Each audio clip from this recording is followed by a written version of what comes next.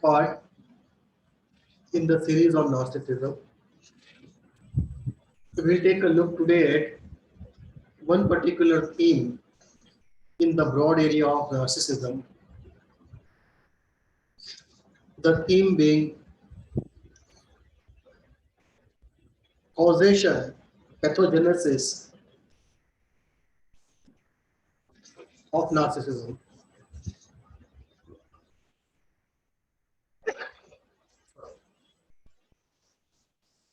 Today we'll take a look at the causation of narcissism, in technical terms, pathogenesis, from a psychoanalytic standpoint. Obviously, in psychoanalysis, we have various schools of psychoanalysis, and therefore, each school of psychoanalysis will have its own explanation of why narcissism comes to be.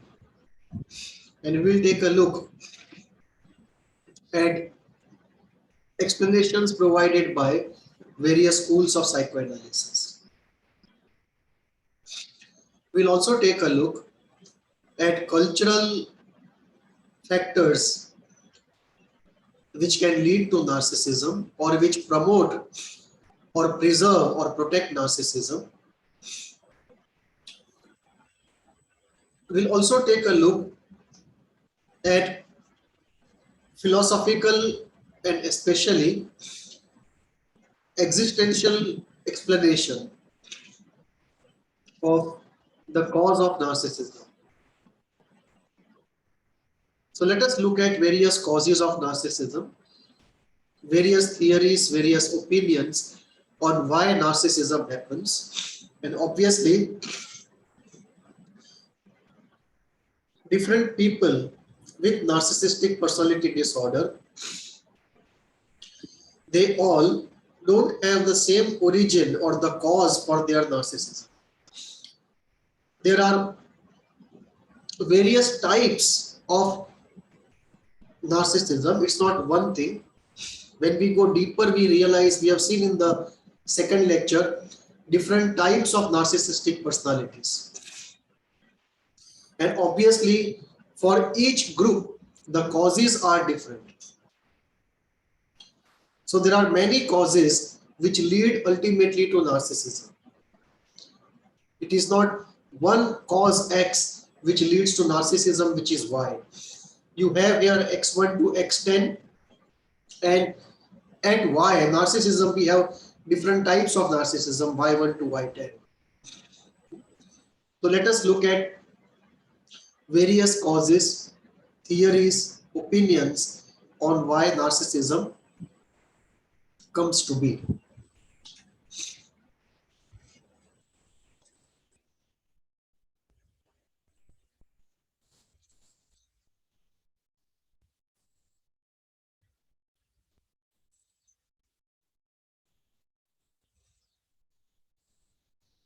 Let us look at the first point. Is narcissism an event-based pathology, or is it over the time developing pathology? A pathology can develop because of one strong event. One traumatic event in the childhood and the pathology develops. Or one strong traumatic event in the adult life and pathology develops. Or it can be a slow over the period of time learning which leads to development of pathology. It's like you can have one big hammer and put a blow onto something and create a dent. Or you have a small hammer and you keep making small dents every day, and over a period of 5 years, a same size dent appears. So you can have one intense trauma, one intense event which is traumatic, or many small events over a long period of time. Narcissism can happen because of both these causes. Narcissism can happen because of one traumatic event in childhood, or very many small events over a long period of time, or most common is the combination of the two.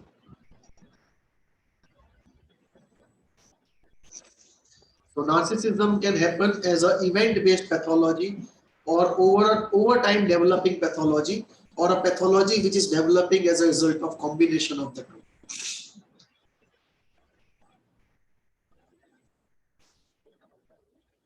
One aspect which is very important in development of narcissism is the aspect of culture. Narcissism is not something which, from public health standpoint, is a constant percentage of the population. It is not that over the last 500 years, 1% or 3% of the population is narcissistic and the percentage is constant. That is not the case. Narcissism is extremely culture dependent phenomenon. So change of culture has a very big role to play in the percentage of population which develops narcissistic personality disorder or traits of narcissism. So let us look at some of the factors in culture which lead to the development of narcissism. First is the culture of individualism, the culture of hedonism, the culture of single parents, single individuals unattached. Single individuals seen roaming around in society most of the time. This creates a new normal of a person being the center of the world. A person not always found in groups, negotiating with groups, adjusting with groups. Rather, we have individuals who are separate, often unattached and disjointed, and for whom hedonism is the principal value. And hedonism is so principal that we have the phenomena of single parents, unattached individuals, because nobody wants to compromise with anything. And this is the culture of individualism and hedonism which breeds narcissism. So it's a very important element in pervasiveness of narcissism that we find today.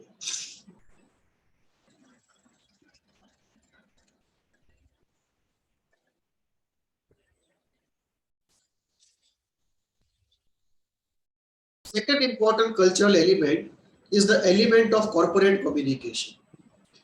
Corporate communication largely focuses on individualism and hedonism because that is where they can make money from. They are not going to make money by emphasizing on abdication or renunciation, compromise or balancing rights with duties. So essentially, corporates make money out of individualism and hedonism, and corporate communication perpetuates, therefore, these values in culture. And corporate communication also has a large role to play in perpetuation and pervasiveness of the pandemic of narcissism that we see in the world. Unfortunate part is corporate communication is not contested by any other form of equally powerful social communication. Nobody else, the NGOs or the government, puts in the budget to bring about an ideological balance.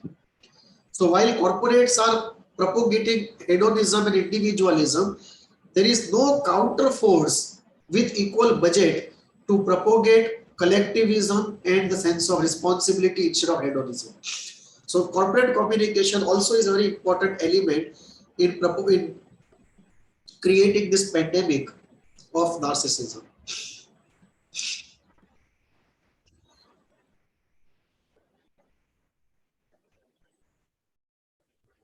Social context which celebrates some people, some events, some creations that also has been turned now into something that celebrates individualism and hedonism more.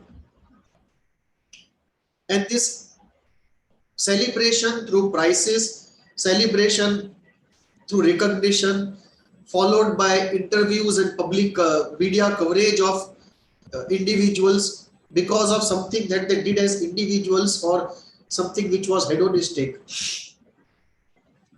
This celebration of individualism and hedonism also leads as a cultural entity to narcissism.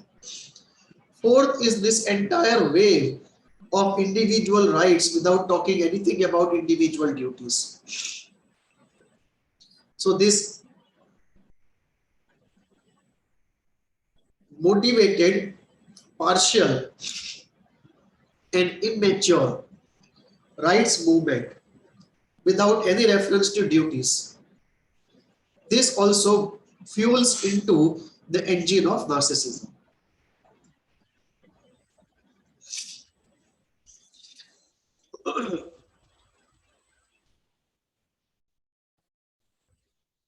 The, the whole movement of individualism, hedonism, break from community, disjointedness from any connection, disjointedness from tradition and history, disjointedness from anything archetypal, anything mythological. This has led to the idea of nuclear family, closed flats and apartments, within the homes, single individual rooms to each person from which he hardly ever comes out. This whole rule of a small child being put in the back seat of the car while the parents are in the front. Every product becoming a personal product, there be very few shared products in the group or family, and everything related to life getting into this domain of privacy. All of these are further fuels to the engine of narcissism. One very important element is the object deficiency that people have in their lives today. There is an old saying in India which says, it takes a village to bring up a child. A child cannot be brought up by two people. In 3-4 days, they will get tired of this 24/7 duty and they will start getting irritated and angry and traumatize the child and traumatize themselves. It needs almost 4 women and 3 men to bring up a child if nobody is to be traumatized. And therefore, the idea originally was, it takes a village to bring up a child. This also brings in the whole element of community and in psychoanalytic language, object adequacy. How many objects the child needs to be surrounded with? How many objects a child needs to be interacting with on a daily basis?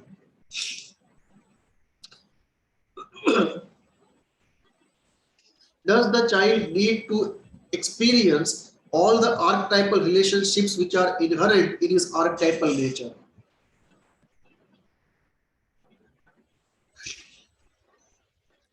This scarcity of objects is creating loneliness right from childhood.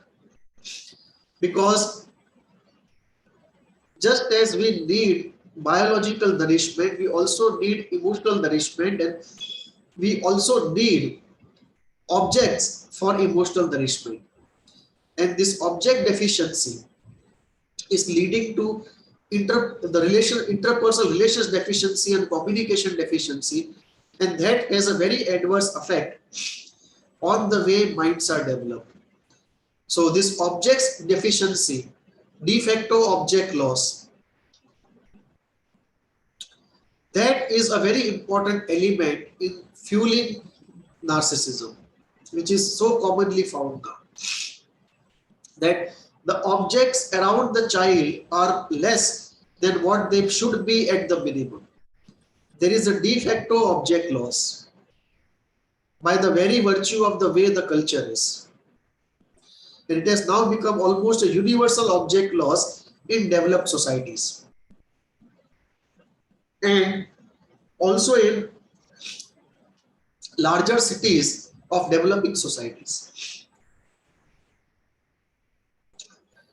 Just as there is an object deficiency, there is also a group deficiency, that the child does not become part of groups which earlier everyone used to, and therefore this whole idea of group thinking, group accommodation is absent. Neither one thinks about intra-group elements, nor one thinks about intergroup elements, nor one thinks about the other. All that one can think about is oneself. And this is also a very important cultural fact which is responsible for powering up this phenomenon.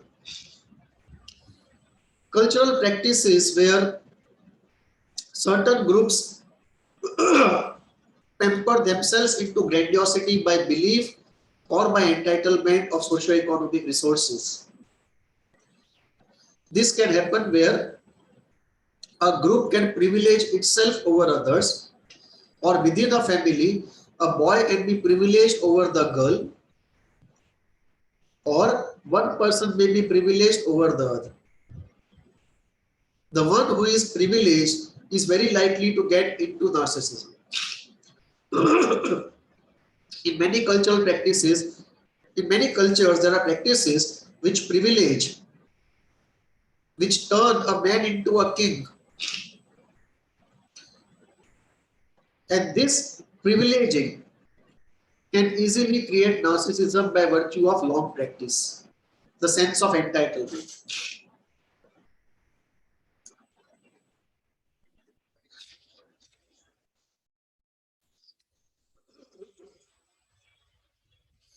Modernity, the educational system that we have, and the entertainment system that we have, they all promote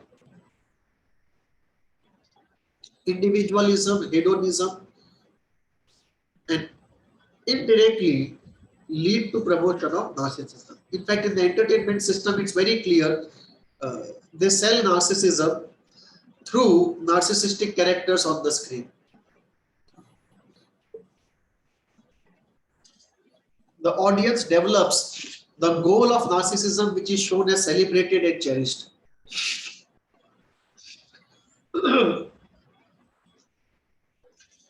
One important element which also has led to narcissism is the difficulties and the limitations of the era before people came into their own. So there was an era of collectivity, and from their individuality, and from their narcissism. One of the reasons why people have moved in this direction is there were too many problems in the collective era. The collective era was not a perfect era. There were too many problems of interpersonal relationships, of interpersonal cunning, domination, and people were rearing to go, they wanted to be free from the collectivity. So when the socio-economic security came in, when cultural liberty came in, people took the opportunity to free themselves from the collectivity. So this movement into individualism from collectivity is not something anybody has forced. People have chosen for themselves because the earlier structures were very suffocating. Both structures have their problems. Collectivity has its problems, individualism has its problems, and human beings find it very difficult to find the optimum zone and to be in the optimum zone for a long time. So these are some of the factors. There are many more. I have listed out 10 factors, cultural, which lead to the causation of narcissism. And these factors are widespread factors. These are not individual factors. These are the factors which are horizontally spread out in the society. And Kohut makes a very good comment here. He says the type of patients who come to psychoanalytic psychotherapy are very different from before.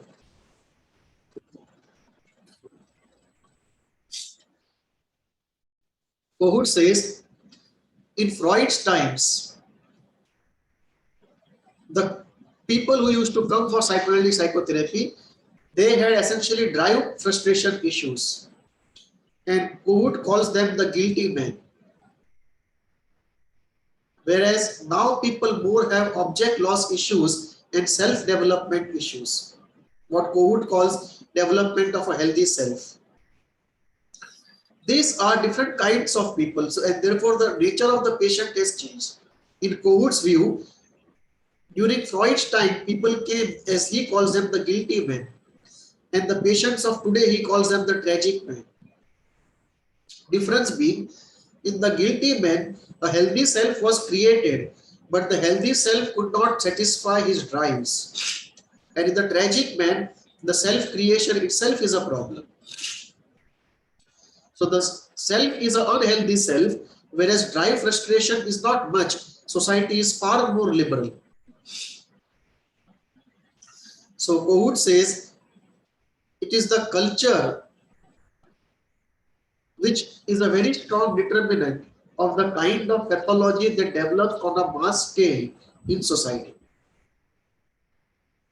And it is true, not only culture, economics, politics, history, they all have a macro socio impact on the scale, very large scale, on mental health issues which develop. Mental health is as much a socio phenomena as much it is an individual phenomenon, and as much it is a cultural phenomenon. So this whole idea of just confining psychoanalysis to the child and the mother or the father is a very narrow and incorrect idea. Culture, society, economics, politics, history, they have as much a bearing on the pathology which is spread out in society as much the constitution of the individual and early life experiences of the parents or with the parents. So Kohut says the pandemic of narcissism that we see essentially is because of development of a narcissistic self, an unhealthy self, and that is because of lack of mirroring, idealization, empathy, socio self-object experiences, and inadequate good objects in early life. So you can see my video on Kohut to go into details of each of these elements. What is self-object? What is mirroring? What is idealization? But because of those factors, Kohut says narcissism develops.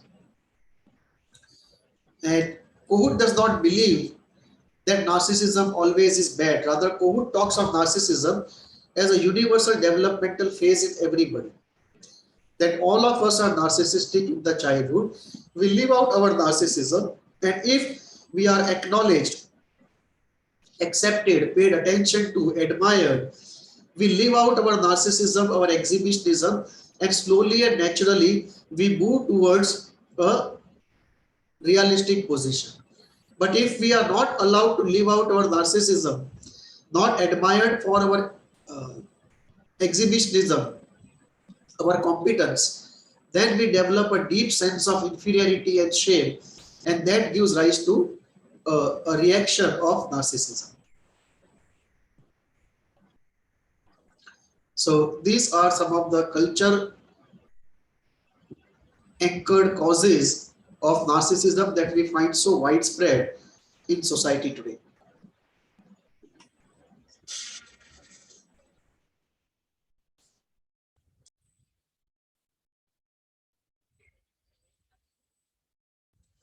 Second category of causal factors are what we can call the existential factors.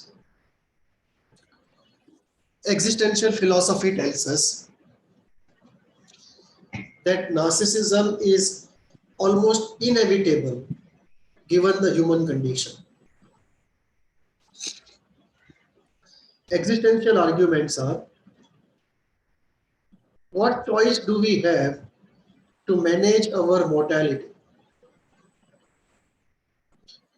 If we do not use denial, if we do not use narcissism, our grandiosity, then the mortality, the absurdity of our existence, the meaninglessness of this world, and at the end of it, our helplessness of being incapable of changing anything of the human condition.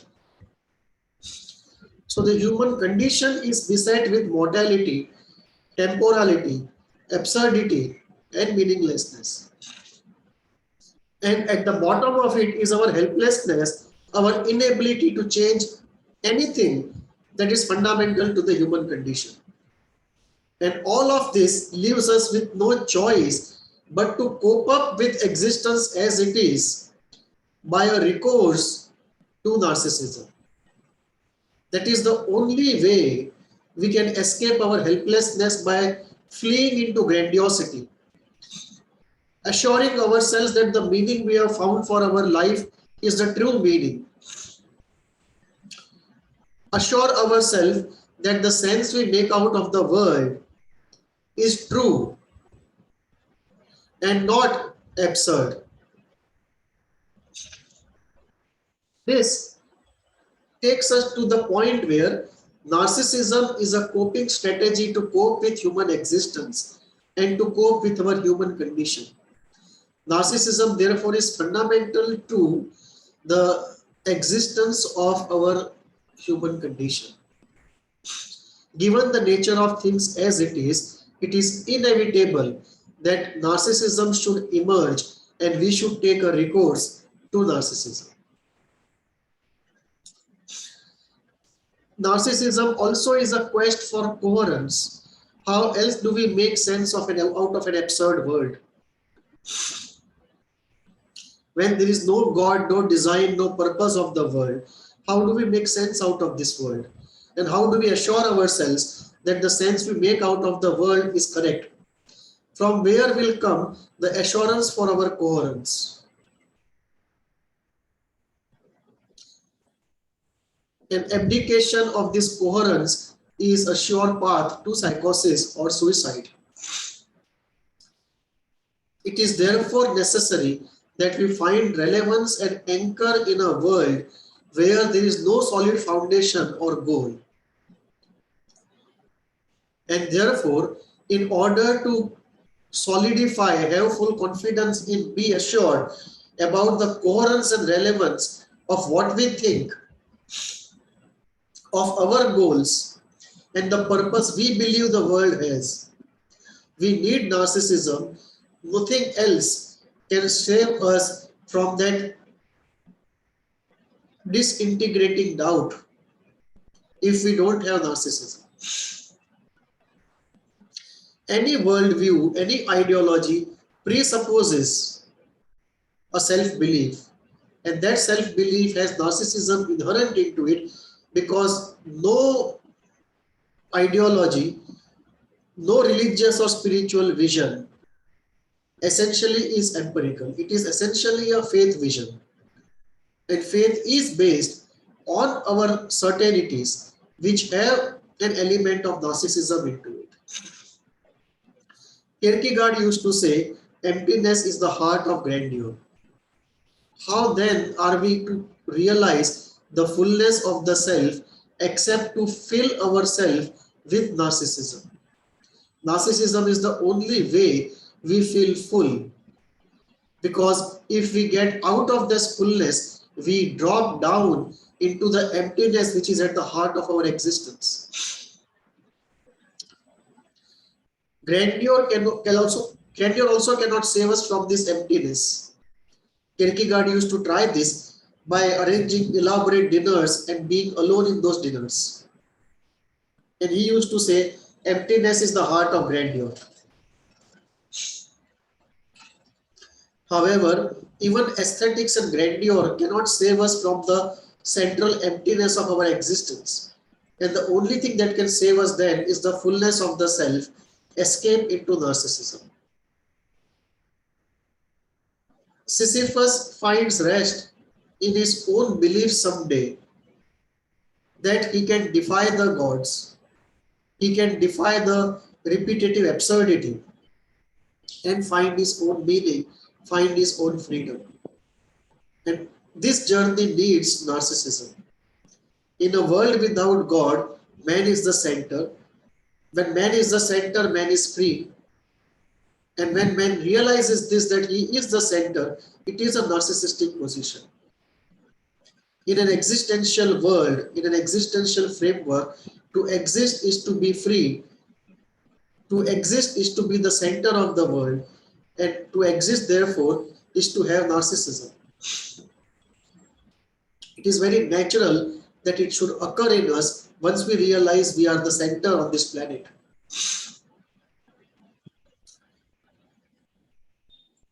These are the existential reasons why to existential philosophy, narcissism seems so natural. And excess of it might be a pathology, but its existence is a part of the human condition.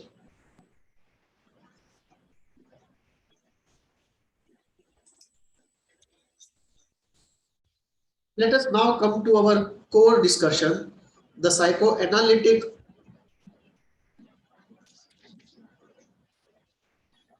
causation.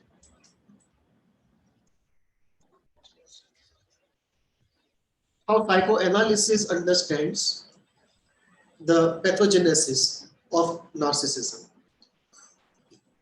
Freud talked about primary narcissism. Freud actually talked about three different elements related to narcissism. First explanation Freud gave was fixation in primary narcissism, which is to say, in early life, Freud postulated there is a pre-object stage, and in that pre-object stage, there is an experience of oceanic oneness. And in this experience of oceanic oneness, there is an experience of omnipotence, completeness, anchored, being anchored, bliss, security, and happiness. This is very intense experience, one of the most seductive and addictive of experiences. And this is the reason for primary narcissism, or one form of narcissism, or one reason for narcissism. So if we look at 100 people who have narcissism as a disorder, 5 to 10% will have this particular reason for their narcissism, fixation in the state of primary narcissism. That they came out of that state, but the lure of that state was so high that they constantly go back to that state. So they get fixated in that state, and often this form of narcissism comes as a part of or associated with negative symptoms of schizophrenia. Schizophrenia with negative symptoms. With that particular category, we find this primary narcissism very high. In some other way, primary narcissism can also be seen quite strongly in personalities which are artistic personalities with narcissism. In those cases, it is often primary narcissism which is the reason for their narcissism. So one reason for narcissism is fixation in primary narcissism. Second reason Freud gave was fixation in the state of secondary narcissism. So Freud says after the pre-object stage of primary narcissism, one gets into object stage, and in that object stage, one tries to relate with all the emotions and love to the caregiver, mostly the mother or the father or a caregiver, if that is frustrated, it is very painful. So one comes back and decides never to have this pain again, never to depend, never to approach anyone with such intensity, and therefore creates a false front of self-sufficiency, no need for the other, a false front of grandiosity. Because when one is rejected by the other, extreme inferiority is experienced, extreme shame is experienced. So this false front is created to overcome the feelings of frustration, the feelings of pain, rejection, loss,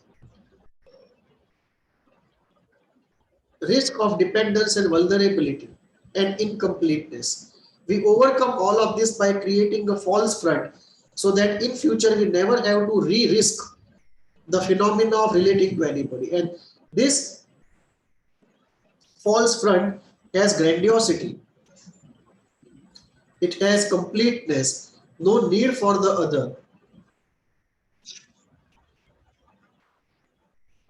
And you feel a slight high, a slight manic high because of the manic defense which is used.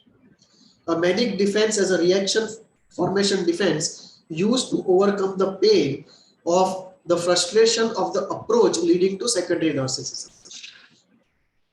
So, second reason for narcissism is early life phenomena of secondary narcissism, whereby a false sense is false front is created, which is grandiose, self-sufficient, and has a slight manic high associated with it. Third explanation that Freud gave related to narcissism was that aspect of narcissism where one treats one's own self as object of eros, as sexual object.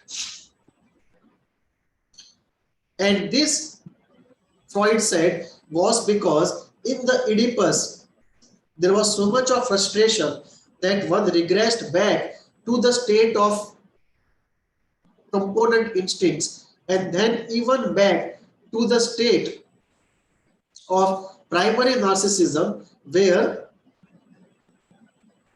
the whole libido was spread over the whole body, or some part of the body it got concentrated into, and that is where one is still fixated.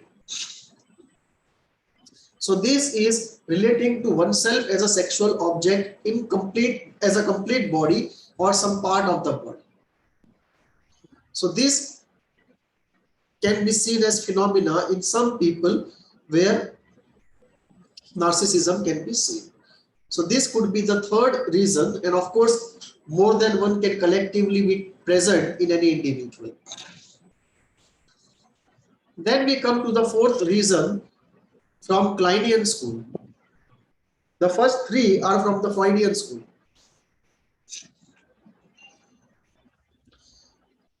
In Kleinian conceptualization, you can look at two reasons as causes for narcissism.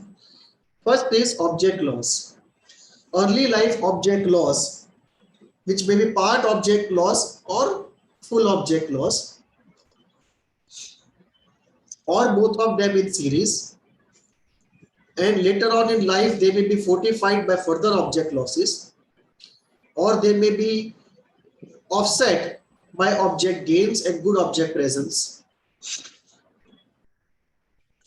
But object loss in early life can create narcissism.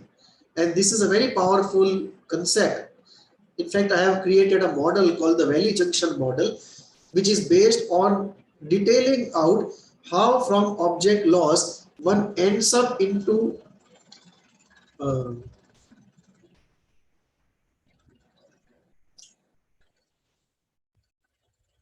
how from object loss one ends up into any personality disorder, including narcissistic personality disorder. The Valley Junction model details out. There is a video on Valley Junction model on my channel. If you're interested in details, you can go there. You can also find it in my book, The Mirror in the Water. how from object loss one gets into narcissism. The explanation is when the object loss happens, before the object loss, one has had good experiences. One is very solidly moving in life, and suddenly there is an object loss, and therefore one falls into a valley. From moving on a normal road, one falls into a valley. And this valley state is a state of inferiority, pain, powerlessness, helplessness, rage, terror of dependence and vulnerability. Very intense pain, shame, feelings of rejection. And this valley state being unbearable, we exit out of it by using reaction formation to some peak. We don't come back to the normal road where we were traveling. That road is the optimum equilibrium, the optimum normal. We actually make a reaction formation above it onto a mountain peak, which is the narcissistic position. And we maintain that narcissistic position because if that is given up, we fear we will fall into the valley. We don't believe we will fall onto the road and have a normal life. So this, anything that threatens that fragile mountain peak position produces rage in us, because any crack there will throw us into the valley state, which is unbearable. And therefore, narcissistic injury, any threat to narcissism, all of it produces rage, because the fear is if a crack develops there, I will fall into the valley state, which is unbearable. So this is an object loss model of narcissism, that because of early life object loss, intense feelings of inferiority is created, converted to grandiosity. Intense feeling of pain is created, converted to manic high. Intense feeling of shame is created, converted to grandiosity and fame, assumed fame, or entitlement to fame, or fame about to come.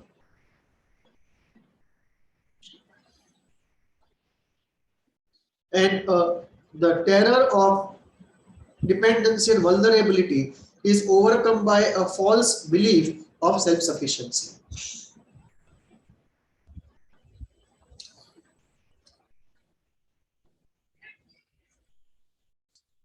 The feeling of no right over the loved object is compensated by the feeling of entitlement, absolute entitlement. So absolute no right over the object is substituted by absolute entitlement. This is the first Kleinian explanation. I have also used this explanation. So in Kleinian explanation, the only idea is object loss will lead to inferiority and pain, and in reaction to it, grandiosity and self-sufficiency will be created. So in that idea, object relations idea, the person will have intense object relations inside the mind, but very few interpersonal relations in the outside world. It is not that narcissistic people don't have intense object relations. It is just that they have intense object relations inside the mind. They don't have intense relations in the interpersonal real world.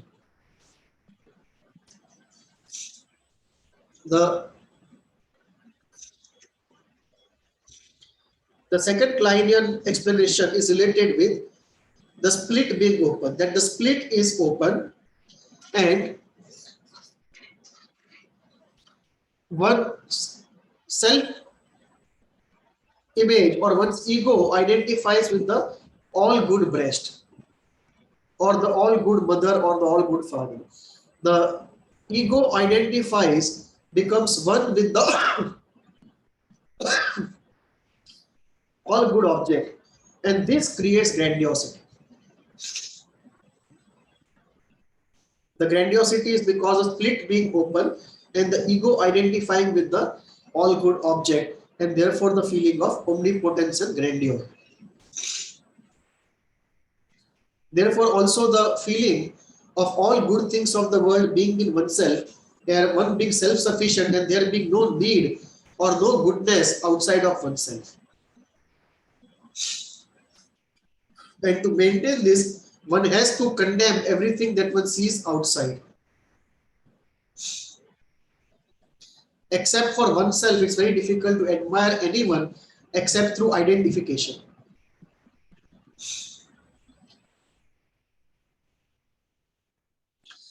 Or at times through a child-parent relation, where the omnipotence is experienced by identification with a parent.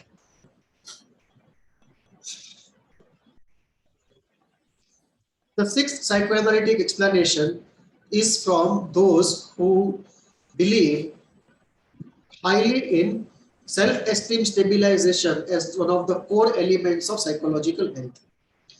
And for this group, it is narcissism, dependency, avoidance are essentially self-esteem stabilization problems. That on a scale of -5 to +5, if the normal zone is 2 to 4, right, or 1 to 4, it is very difficult to be in the normal zone for many. Therefore, the self-esteem slides down because of a variety of reasons. So, I am not good enough is constantly active. I have inferiority is constantly active. And this may be because of a variety of experiences, early life, adult life, or a combination. And therefore, the core here is the self-esteem is very low, and therefore a narcissistic front is created to stabilize the self-esteem. And whenever the self-esteem is almost like on an inclined plane, it has to be kept high or it will slide down. The plane is not horizontal like this where you can be at peace. The plane is like this, and the self-esteem has to be higher. Otherwise, it will slide down. So the narcissistic person stabilizes with great effort the self-esteem on the higher side. If he slides down, he would end up like a avoidant or a dependent at a low self-esteem position. The narcissist actually has the resources to escape being stable or being fixated or being on a long-term basis in a low esteem position, but he does not have a healthy way of enhancing self-esteem. He can only use reaction formation and create a false self-esteem, a false grandiose self-esteem. So the sixth explanation is narcissism is a way, and it happens to stabilize the self-esteem which is very low or which can slide down to a lower level, and to prevent that a narcissistic position is created.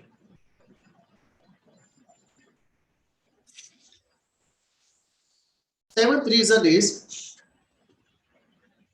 that narcissism essentially is an attempt to maintain bliss, because in the state of primary narcissism and in state of secondary narcissism, in state of primary narcissism you feel bliss, and in the state of secondary narcissism you feel the manic high because of the use of manic defense. In secondary narcissism also often there is a partial regression to primary narcissism, and therefore often you find bliss being experienced by people apart from the manic high. And of course this manic high is a low intensity manic high. It is not something like mania.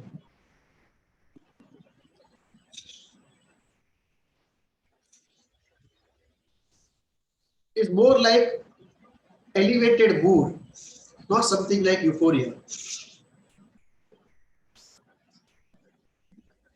So maintenance of bliss can be a reason for narcissism. Eighth reason is the feeling of completeness and the fusion with the whole. The feeling of oceanic oneness can be a reason for maintaining narcissism.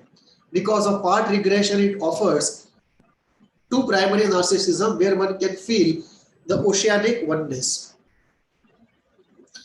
Here there is a search for the anchor.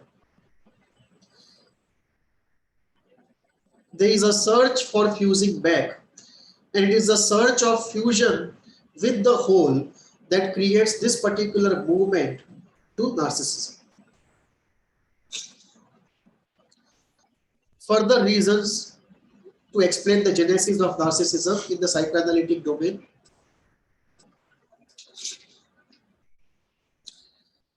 Adler talks about early life universal inferiority. He says, as infants, we realize our bodies are very small. Our organs are very small compared to our parents, and they look so omnipotent and so large, and we are completely dependent. And this creates a universal inferiority in everyone. In some cases, because of constitutional reasons or some other experiences, this inferiority is felt very intensely and one is not able to move out. And then to overcome this inferiority, one gets into a grandiose narcissistic position. So it may be rooted in early life universal inferiority that we all feel, but some are not able to get out of it, graduate out of it, go into a healthy position from this inevitable developmental position. And in such cases, there is a movement into grandiosity and narcissism. Winnicott talks about premature maturity and creation of a false self when too early a child has to act mature, or situation for somebody is so difficult that one is not able to be oneself, but to cope with the environment, one has to create a false self which the environment will accept and not attack, neither attack nor abandon. So this can lead to creation of a false self, and in some cases the false self can be a narcissistic self. That there may be situations where the only way to survive would be to adjust to the environment, and adjustment itself involves creation of a false self, and in some cases this false self can be a narcissistic self.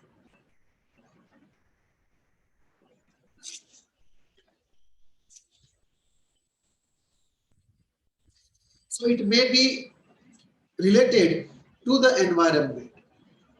It may also be related to failure of good enough mothering, where because of lack of good enough mothering, self-esteem becomes very low, and one gets into a narcissistic position to overcome that low self-esteem because of lack of good enough mothering.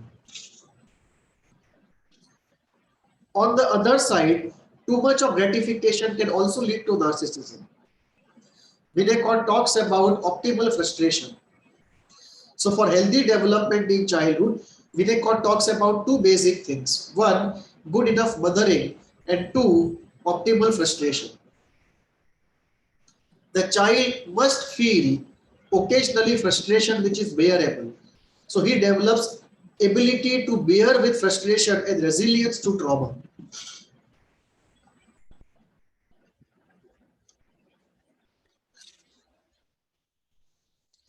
In today's world of single child, double income parents, there is too much of gratification, too less of optimum frustration.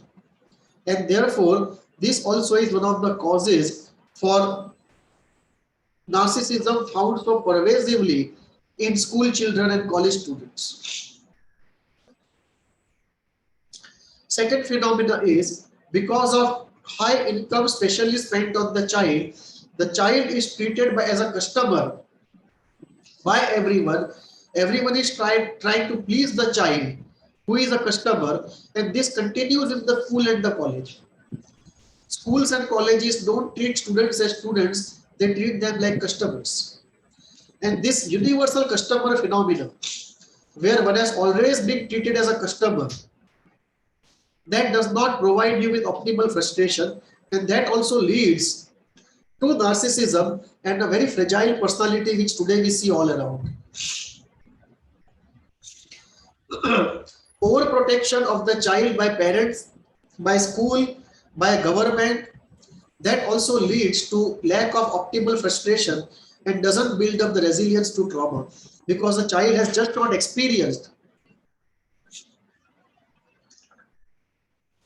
enough number of times something traumatic. We all need to experience very small micro traumas to build our resilience to trauma. If there is no resilience when the trauma actually comes, there is no immunity against trauma at the psychological level. There is no rehearsal, there is no threat assessment, there is no rehearsal, there is no positive experience of having come out of it. There is no experience of being able to tolerate what it is to go through it. There is no experience of how one builds oneself again. The entire resilience to trauma is not experienced at all if you don't pass through micro traumas. So micro traumas are very essential. To use Winnicott's language, optimum frustration. I would even extend it to micro traumas to really build a strong person.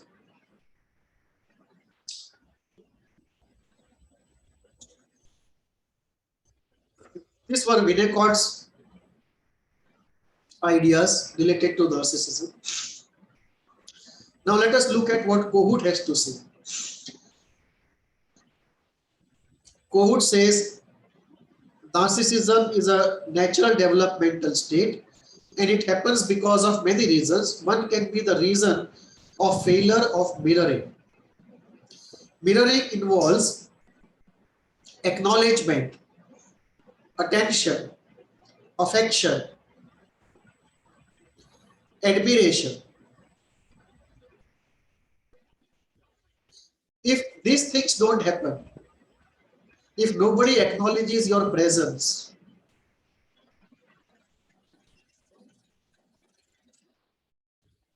so Winnicott says early in childhood, we all pass through a narcissistic phase where we exhibit our self and our competencies and we want to be acknowledged that we exist, accepted as we are, paid attention to, given affection to, and admired. The 5 A's. Acknowledgement, acceptance, attention, affection, admiration. The 5 A's. If they don't happen well in that phase of childhood when it should happen, we develop an intense sense of inferiority and shame.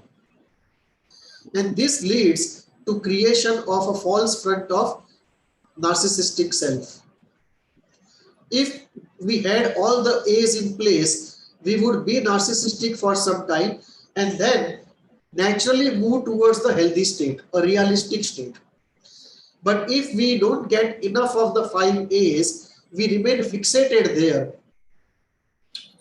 And we are not able to move on.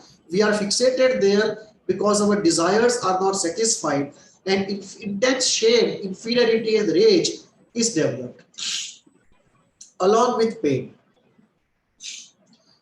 So in therapy, in cohesion therapy, all of this has to be undone to restart the arrested developmental process of moving from narcissistic self to a healthy self, realistic self.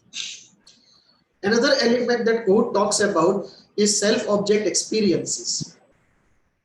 That early in life, we naturally have a narcissistic stage, a narcissistic state, not only state, even a stage. Although Kohut does not use these words of stage, but there is a period, let us say, where we want others to obey us completely, to do as we wish them to do, at least in our eyes. that the other should behave like an extension of myself. And these experiences with the other, where the other behaves as an extension of myself, it's almost like one mind and two bodies. These experiences are called self-object experiences. So the other person is separate from me. So other person is a distinct object, but he does as though he is an extension of me. And therefore, he does not behave as though he has a separate desire, mind, and autonomy of his own. So he is not a completely distinct object. At the same time, he is not completely me. He is in between. He is separate from me as an existing object, but he does things exactly I would wish him to do. So he is existing as a separate object, but psychologically as an extension of me, or predominantly at least an extension of me, and such objects are called self-object. And it is necessary, according to Kohut, to have self-object experiences in early life. If they are not there, then in therapy, patients wish or patients go towards having self-object experiences. If you don't have self-object experiences, if objects around you refuse to become self-objects, but remain mature, autonomous, adult, different objects, it also results in extreme inferiority and shame and rejection, pain and anger also. And this also can lead to narcissism, because in both the cases, the mirroring failure and self-object experience failure both lead to intense feelings of inferiority, which is overcome by grandiosity, shame, which is overcome by entitlement to fame or unconscious fame, pain by manic high, and rejection by, and the pain of dependence and vulnerability by self-sufficiency. So both these things can lead to creation of a false narcissistic self or narcissism. I have created a valley junction model I had mentioned, in which based upon object laws, one can create a picture of how any personality disorder can develop, including narcissistic personality disorder. See the video if you are interested. It's a complete video on this valley junction model.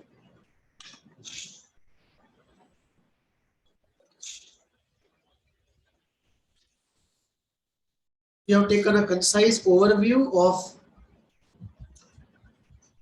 causation of narcissism in the psychoanalytic frame. In the next video, this was the third video on narcissism. The first one was on general outline of narcissism. Second was typology of narcissism. Third is this video, causation of narcissism, pathogenesis. And the next one will be psychotherapy of narcissism. So do see the fourth video if you are interested in how to do psychotherapy of narcissism. Questions if you have, write to me at hvindia@gmail.com. H for holiday, V for victory, India, INDIA @gmail.com, hvindia@gmail.com.